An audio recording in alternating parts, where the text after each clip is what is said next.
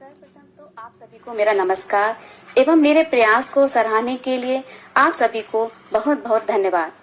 आज मैं फिर आपके समक्ष पुरानी स्मृतियों को ताजा करने एवं नवीन सृजन के एक और सोपान तक पहुंचने के लिए उपस्थित हुई हूं।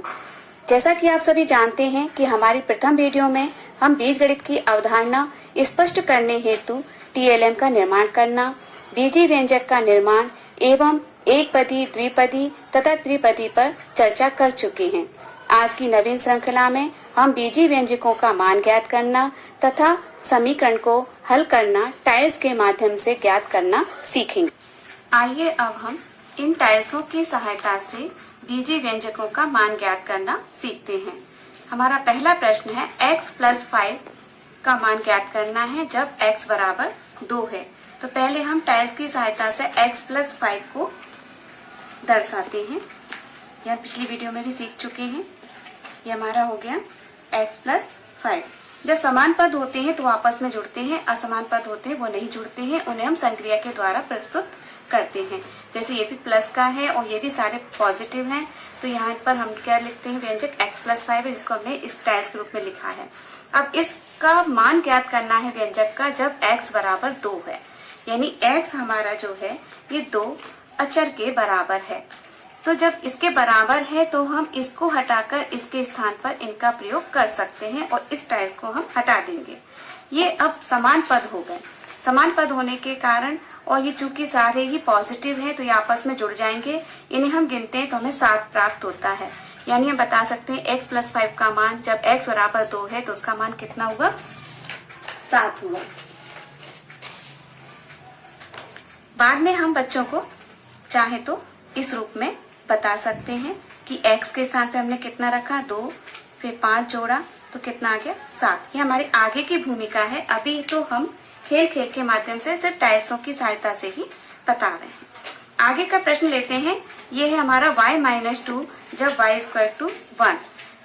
y हमने ये टाइल्स ली है। -2 के लिए हमने पहले भी बताया है कि हम ब्राउन साइड का उपयोग करेंगे। व्हाइट वाला हमारा पॉजिटिव को दिखाता है और ब्राउन वाला नेगेटिव को दिखाता है। ये भी 2 असमान पद हैं, इसलिए ये आपस में नहीं जुड़ेंगे। ये हमारा y - 2 है। अब चूंकि यहाँ y किसको बता रहा है, y 1 को बता रहा है, एक अचर राशि के बराबर बता रहा है, यानी ये इसके बराबर है। तो इसके बराबर होने के कारण हम y के स्थान पर ये +1 को लिख सकते हैं। y को हमने हटा दिया। अब ये समान पद हो गए, तो समान पद आपस में जुड़ते हैं। यहाँ हम बच्चों को ये बता सकते हैं कि एक पॉजिटिव और एक नेगेटिव मिलकर 0 के बराबर होता है। +1 और -1 किसके बराबर होता है, 0 के। तो ये जब अपोजिट साइन के जब टाइल्स होंगे तो हम उसको हटा देंगे एक एक को। तो अब हमारे पास क्या बचा, सिर्फ एक ही बचा, और वो भी कौन सा, नेगेटिव साइन का। तो नेगेटिव साइन का होने के कारण हम इसको लिखेंगे -1। क्लियर हो गया। अब हम आगे चलते हैं प्रश्न नंबर 3 पर। x + 3 का मान ज्ञात करना है जबकि x = है -3। x + 3 सबसे पहले व्यंजक का निर्माण, x + 3 ये हो गया हमारा। अब हमारा x की वैल्यू क्या है, -3। तो -3 होने के लिए हमको ये नेगेटिव साइन के 3 टाइल्स लेना पड़ेंगे। ये -3, ये -3 x को रिप्रेजेंट कर रहा है, तो हम इसके स्थान पर इसको इस तरीके से हटाकर रख सकते हैं। पहले बार हमने सीखा था कि 1 प्लस और 1 माइनस हटके 0 हो जाएगा। 1 ± हटके 0 हो गया, 1 ± हटके क्या हो गया, 0 हो गया। यानी क्या बचा, कुछ नहीं बचा। इस प्रकार से जब x + 3 व्यंजक का मान x बराबर -3 रखने पर कितना होगा, 0 होगा। आगे चलते हैं। आगे प्रश्न है 3x व्यंजक का मान ज्ञात करना है जबकि x = 2। 3x हम पिछली बार की वीडियो में भी देख चुके हैं। 3x का मतलब है x को 3 बार जोड़ना। ये हमारा 3x हो जाता है। इसको हम इस प्रकार भी रख सकते हैं और इस प्रकार भी रख सकते हैं। अब x = कितना है, 2, यानी एक x जो है 2 के बराबर है। एक x जो है वो 2 के बराबर है। तो इस प्रकार से हम इसके स्थान पर ये 2 रख सकते हैं। इसको यहाँ से हटाएंगे तो इसके लिए भी हम यहाँ पर 2 रख सकते हैं, टाइल्सों का उपयोग कर सकते हैं। जब इसे हटाएंगे तो यहाँ पर भी हम 2 टाइल्सों का उपयोग कर सकते हैं।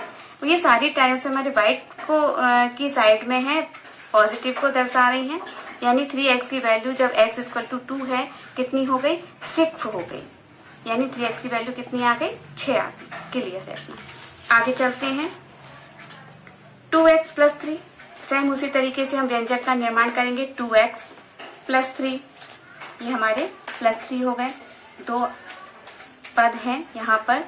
अब x की वैल्यू मैंने यहाँ पर 3 प्रश्न ले लिए हैं, हम 3 प्रकार से करेंगे। जब x की वैल्यू क्या ली हमने, -1। जब हमने x की वैल्यू क्या ली -1, तो हम इसका ब्राउन साइड उपयोग करेंगे, x इक्वल टू -1 और जी x इक्वल टू -1। तो यहाँ से हम x को हटा देंगे और उसके स्थान पर -1 को ले लेंगे। पहला प्रश्न हल कर रहे हैं। हम पहले सीख चुके, एक पॉजिटिव और एक निगेटिव मिलकर 0 हो जाएगा, एक पॉजिटिव और एक निगेटिव मिलकर 0 हो गया और ये बचा हमारा +1, यानी 2x प्लस 3 की वैल्यू x इक्वल टू -1 पर होगी 1, जिसे बाद में हम आगे जब चलेंगे तो सॉल्व करके ही बच्चों को आसानी से बता देंगे। आगे बढ़ते हैं, इसी प्रश्न को लेते हैं। 2x प्लस 3, 2x प्लस 3 ये प्रश्न है हमारा। अब कह रहा है कि x की वैल्यू 0 होने पर हमें इस व्यंजक का मान ज्ञात करना है। x की वैल्यू 0 यानी कि उसका कोई मान नहीं है, तो उसके लिए हम कोई भी टाइल्स का उपयोग नहीं करेंगे। वो 0 है, तो 0 होने के कारण उसका कोई महत्व नहीं, हम उसको यूं ही हटा सकते हैं। इस प्रकार से इसका मान कितना आ गया, x बराबर 0 होने पर इस व्यंजक 2x प्लस 3 का मान हो गया +3। आगे चलते हैं, 2x प्लस 3, पुनः हमने यही व्यंजक लिया।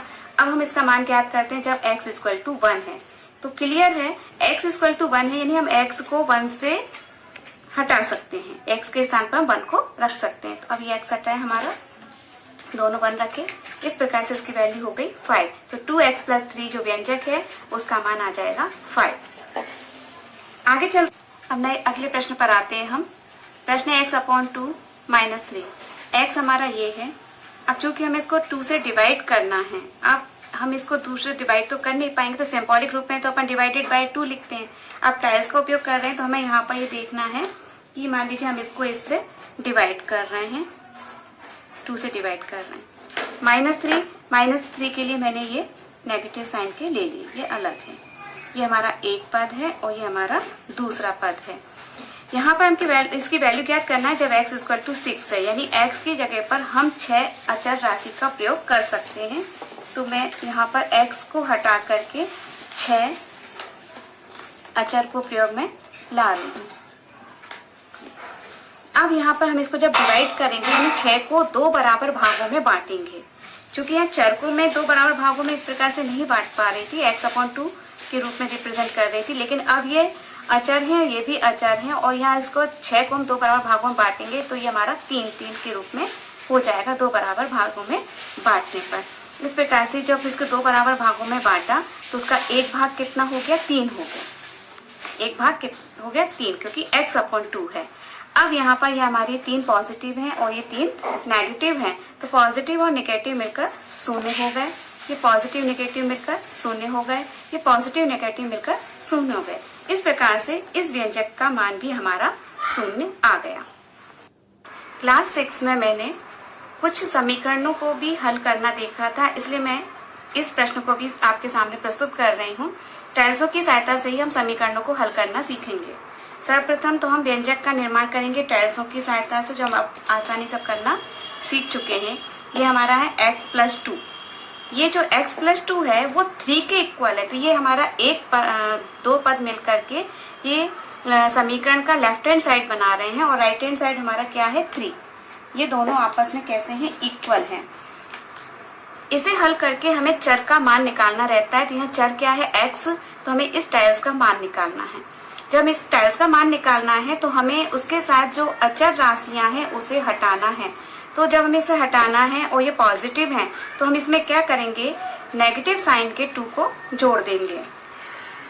जैसे मैंने यहाँ पर नेगेटिव साइन के 2 को यदि मैं इस तरफ जोड़ रही हूँ तो चूंकि एक समीकरण है, एक तराजू के समान है, तो जो काम मैं यहाँ कर रही हूँ वही काम मुझे यहाँ भी करना पड़ेगा। तो यहाँ पर भी मैं -2 को जोड़ दूंगी। यहाँ से क्या हुआ कि 1 प्लस और 1 माइनस हट गया, 0 हो गया। 1 प्लस माइनस यहाँ से हट गया, 0 हो गया। यहाँ से भी 1 प्लस माइनस हट गया, 0 हो गया।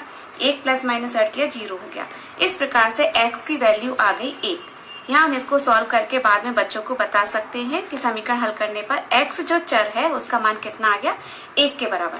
इसके बाद हम इसमें उत्तर की जांच करना भी बच्चे को बता सकते हैं। जैसे कि हमने देखा x प्लस 2, तो x प्लस 2 ये हमारा ये पद है, ये बराबर से पहले का व्यंजक है और इसका हमने मान निकाला था, x का मान कितना आया था, 1। तो हम यहाँ देख सकते हैं कि अगर हम x का मान 1 रखें तो वाकई में हमें आंसर 3 मिल रहा है नहीं, जैसा कि हमने पहले किया था। x का मान 1 रखना है यानी कि चर x को हम 1 से हटा सकते हैं। इस प्रकार से हम देख रहे हैं हमें क्या मिला, 3, यानी हमारे उत्तर की जांच भी हो गई। अगले प्रश्न की तरफ चलते हैं हम। y माइनस 2, ये y माइनस 2 बराबर से पहले का भाग है और बराबर के बाद है ये 3। ये दोनों आपस में बराबर हैं। चूंकि हमें यहाँ चर का मान निकालना है यानी अचर को हटाना है, यहाँ जो अचर है वो नेगेटिव साइन में है, तो यहाँ हम क्या करेंगे, -2 होने के कारण हम यहाँ पर +2 को जोड़ देंगे। जब हम यहाँ +2 जोड़ रहे हैं तो अपोजिट साइड में भी हमको +2 जोड़ना पड़ेगा। फिर वही प्रक्रिया, 1 + 1 1 - 1 हट के 0 +1 - 1 हट के 0 हो गया। क्योंकि यहाँ सारे ही पॉजिटिव इंटीजर हैं तो कोई नहीं हटेगा, ये आपस में जुड़ जाएंगे। तो हमारे y की वैल्यू आ गई 5। उत्तर की जांच आप करके देख सकते हैं। यदि हम इसको यहाँ लेते हैं, इस व्यंजक को लेते हैं, y के स्थान पे हम कितना रखते हैं, 5 रखते हैं, 5 रखते हैं और y को यहाँ से रिमूव कर देते हैं इस प्रकार से। तो यहाँ हम देखते हैं एक पॉजिटिव नेगेटिव हट गया, एक पॉजिटिव नेगेटिव हट गया, इसकी वैल्यू कितनी आ गई, 3, जो हमारे यहाँ पर इसको बता रही है कि y - 2 की वैल्यू 3 है। कब, जब y = 5 है। का प्रश्न लेते हैं। x + 3 = 1, x + 3 ये बराबर से पहले का हो गया, बराबर 1 यानी इक्वल 1। यहाँ से भी हमको किसको हटाना है, 3 को हटाना है। 3 पॉजिटिव इंटीजर है तो इसमें हमें -3 को जोड़ना पड़ेगा। जब हम यहाँ -3 को जोड़ रहे हैं, सेम अपोजिट साइड में भी हमको -3 को जोड़ना पड़ेगा। क्लियर है, एक +1 - 1 0 +1 - 1 0 +1 - 1 0, सेम यहाँ पर +1 - 1 0। इस प्रकार यहाँ x की वैल्यू आ गई -2। नया प्रश्न लेते हैं। 2x + 3 2x + 3 ये जो है हमारा किसके बराबर है, +5 के बराबर है। ये हमारा +5 के बराबर है। 1 2 3 4 और ये हमारा 5 हो गया। ये दोनों आपस में बराबर हैं। इसमें हमें चर x की वैल्यू निकालना है यानी अचर को हटाना है। यहाँ अचर 3 है तो यहाँ पॉजिटिव है तो हम यहाँ पर कौन से साइन लेंगे, नेगेटिव साइन के 3 लेंगे, उनको जोड़ देंगे। यही प्रक्रिया हमें दूसरी साइड करना पड़ेगी। हमने पुनः यहाँ नेगेटिव साइन के 3 को जोड़ दिया, +1 - 1 0 +1 - 1 0 +1 - 1 0 +1 - 1 0। इस प्रकार से हम हटाते गए तो यहाँ क्या हुआ कि 2x = 2 आया है, जबकि हमें चर x की वैल्यू पता करना है। यहाँ x हमारे कितने हैं, 2 हैं और अचर भी कितने हैं, 2, यानी एक एक चर एक एक अचर के बराबर है। यदि हम इसको बराबर भागों में देखें तो ये इसके बराबर है और ये इसके बराबर है। तो जो हमारा x की वैल्यू हो गई वो हमारी क्या हो गई, 1 हो गई। यहाँ हम इसको ऐसे भी कह सकते हैं कि ये 2 भागों में है, 2 और यहाँ पर भी 2 हैं, आधे आधा करा हमने दोनों का, तो ये हमारा 1 हो जाएगा और ये भी हमारा 1 के बराबर हो जाएगा। तो x की वैल्यू 1 हो गई। अगले प्रश्न पर आते हैं। 3x = 6 3x ये हमारे 3x हो गए, किसके बराबर हैं, 6 के बराबर हैं, +6।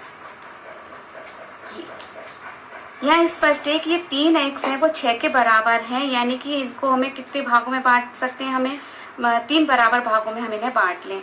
तो ये 3 भागों में बांटेंगे तो ये 3 बराबर भागों में इस प्रकार से बटेंगे, ये यानी 1x जो है हमारा इसे बता रहा है, 1x इसको बता रहा है, 1x इसको बता रहा है। यहाँ से हमें क्लियर हो जाएगा कि x की वैल्यू कितनी हो जाएगी, 2 के बराबर हो जाएगी। अगले प्रश्न की तरफ बढ़ते हैं। x/2 - 3 = 1। जैसा कि x/2 के लिए मैंने कहा था कि हम सिंबल के रूप में हम इसको /2 कर लें, तो यहाँ हमारा 2 हो जाएगा। -3 नेगेटिव साइन कि 1 लिए 3 इक्वल किसके बराबर है, 1 के बराबर है। तो सबसे पहले तो हमें अचर राशि को हटाना है। तो अचर को हटाने के लिए यहाँ पर कितना है, -3 है तो हमें +3 को जोड़ना है। जब यहाँ +3 को जोड़ रहे हैं तो सेम हमको यहाँ पर भी +3 को जोड़ना पड़ेगा। यहाँ जोड़ा जब हमने, ये तो अलग पद है, डिवाइडेड रूप में है, इसको हम जोड़ सकते हैं +1 -1 0 +1 -1 0 +1 -1 0, और यहाँ पर हमारे चारों पॉजिटिव हैं। अब पॉजिटिव होने के साथ हमें ये बता रहा है कि x का जो आधा है वो 4 के बराबर है, और हमें वैल्यू किसकी निकालना है, x की, यानी उसको हमें क्या करना है, दुगना करना है। जब हम इसको दुगना करेंगे तो यहाँ इसका भी क्या हो जाएगा, दुगना हो जाएगा। तो 4 का दुगना कितना होगा, 8 होगा। तो इस प्रकार से यहाँ पर ये वो हमारा किसके बराबर हो जाएगा, 8 के बराबर हो जाएगा। यहाँ से ये 2 डिवाइड वाला हट जाएगा, क्योंकि ये आधे को रिप्रेजेंट कर रहा था, आधा जो है वो 4 को बता रहा था, और हमें इसका क्या वैल्यू निकालना है, x की निकालना है, पूरे की निकालना है। तो ये हमारा क्या हो जाएगा, जस्ट डबल हो जाएगा। इस प्रकार से x की वैल्यू 8 आ जाएगी। अब मैं आपके समक्ष बीजगणित के नए सोपान बीजी व्यंजक के योग एवं व्यवकलन को लेकर जल्द ही उपस्थिति दर्ज कराऊंगी। तब तक के लिए आपको पुनः नमस्कार। यदि आपको मेरी ये वीडियो पसंद आई हो तो आप इसे लाइक और शेयर अवश्य करें तथा मेरे चैनल को सब्सक्राइब कर नवीन सृजन हेतु प्रोत्साहित करें। धन्यवाद।